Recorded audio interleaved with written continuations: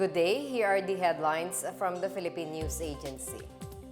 We begin at the nation's top office with the Philippines and Japan's signing of a landmark agreement which will heighten defense cooperation between the two countries. President Ferdinand R. Marcos Jr. and other ranking government officials witnessed the signing of the Reciprocal Access Agreement or RAA at the Heroes Hall of the Malacanang Palace.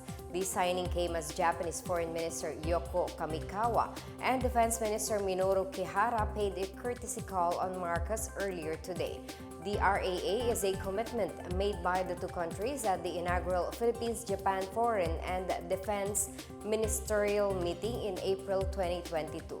The RAA will allow the Philippines and Japan to deploy troops to each territory, improving humanitarian response and military training. Once signed, the treaty will have to be ratified by the Philippine Senate and the National Legislature of Japan before it comes into force. The two Japanese officials are also in Manila for the second Foreign and Defense Ministerial meeting with the Philippine counterparts.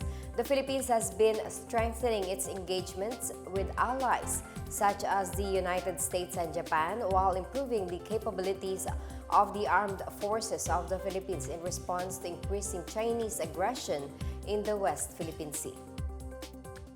Shifting gears now, a slight improvement in the country's job situation.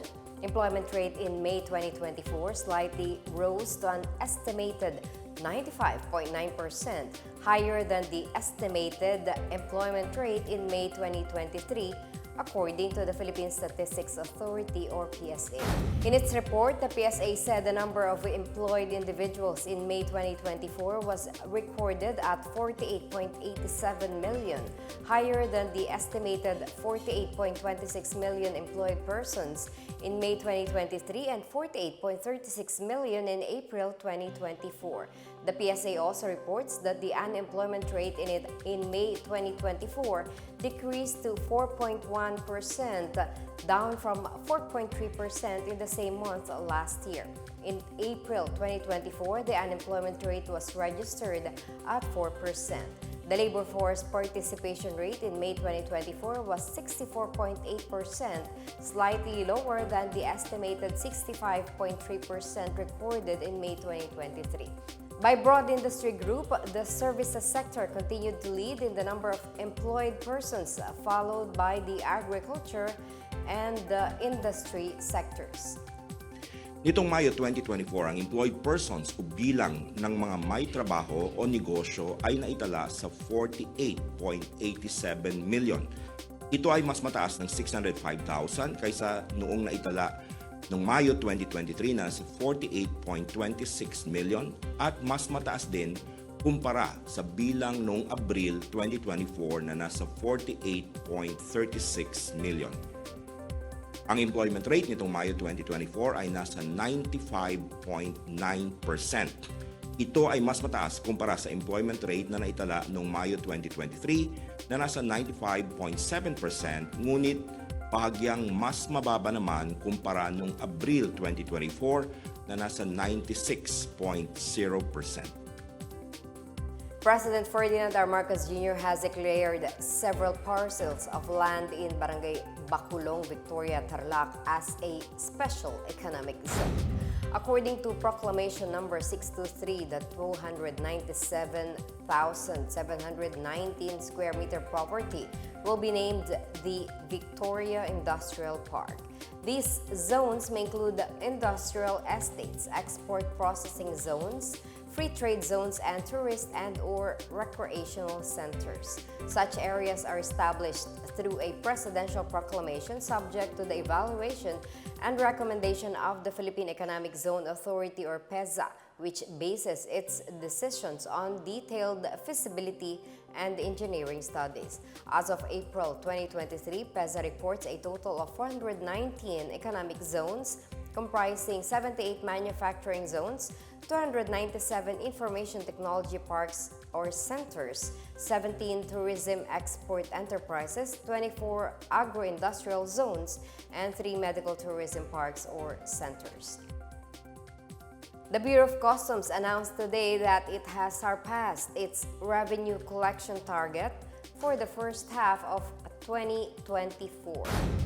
The BOC says it earned 456 billion pesos from January to June, exceeding its target of 442.6 billion pesos by 13.4 billion or about 3%.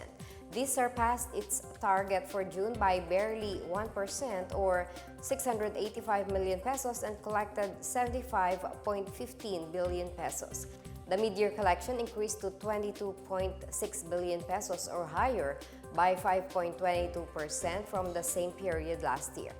Customs Commissioner Bienvenido Rubio says the Bureau has exceeded its revenue goals partly due to monitoring and collecting deferred payments for government importations.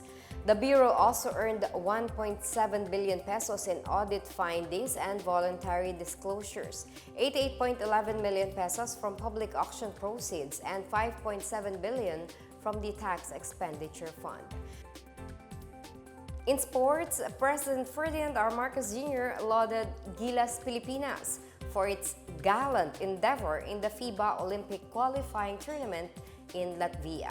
The national team made it all the way to the semifinals but fell to Brazil on Saturday, cutting short its bid to qualify for the Paris Olympics. Despite the loss, Marcos took to social media to praise the national team's stellar performance.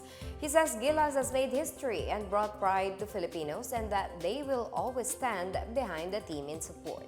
Gilas, the world's number 37, was aspiring to end the Philippines' Olympic basketball drought since it last competed in the 1972 Munich Games. The national team entered the FIBA semifinals after beating the world's number 6 Latvia on July 4 with a score of 89-80 and getting a superior quotient despite losing to Georgia on July 5 at 96-94. Gilas, however, had to face Brazil without 7'2" Kai Soto, who injured his rib in the last game and lost at 71-60. Speaker Ferdinand Martin Romualdez also sent his praises to Gilas coach Ting Cone and the entire coaching staff, saying the Philippines can stand against higher-ranked opponents with perseverance, strategic play, and unity.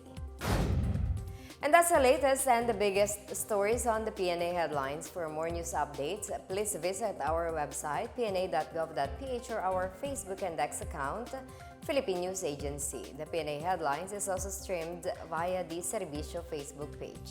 You may also watch the PNA Headlines through the Philippine News Agency's YouTube account and via the News and Information Bureau website, nib.gov.ph, under PNA News.